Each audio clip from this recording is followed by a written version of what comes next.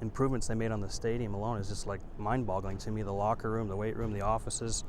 You know, Jim was showing me earlier, it's just like, wow. I remember the cubby holes we used to be in with the stools, and it was like, geez, things have improved.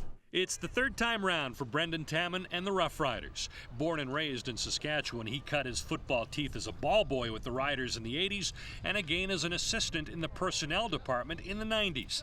For the last decade, he was the guy who built the Bombers. But after last season, Winnipeg decided to go in a different direction and strip Taman of most of his decision-making responsibilities, pretty much forcing Taman's hand to leave on his own. Winnipeg didn't leave a sour taste in my mouth. It was a great experience for me. We had a pretty good team, and thanks to these guys, we didn't win in 2007, so that's always nice. No, Winnipeg was really good to me, and I enjoyed my time there. And when you're there for 10 years, your shelf life's going to be up eventually, so I'm not bitter at all, and I'm really actually thankful for them for giving me that opportunity. Taman rejoins the Roughriders organization as the Director of Football Administration, a fancy title for what was Tony Plater's job until he resigned. The role will change a little bit from Tony's, but he's going to be that front man, make sure the travel's in place, make sure the players have their work permits, liaison with agents, and just it's sort of a catch-all, but without it, you're lost.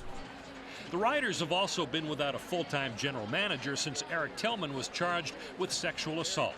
The perception will be, of course, that Taman was hired should Tillman not come back. Not so, says everyone involved. I left to be a GM in Winnipeg for that reason. I didn't want to be one anymore, basically. So I don't want Eric's job, and I don't plan on taking it anytime soon. I'm here to help him, that's all. He and I are both in agreement that he's not being hired to be the GM. He's made it very clear that isn't a role he wants at this point in his life. He's happy to be in a secondary role.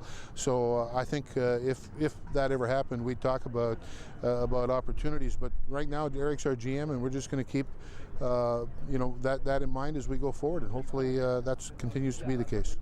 Brendan Taman insists he doesn't want to be the front man for an organization, but how long will it take before he gets over that?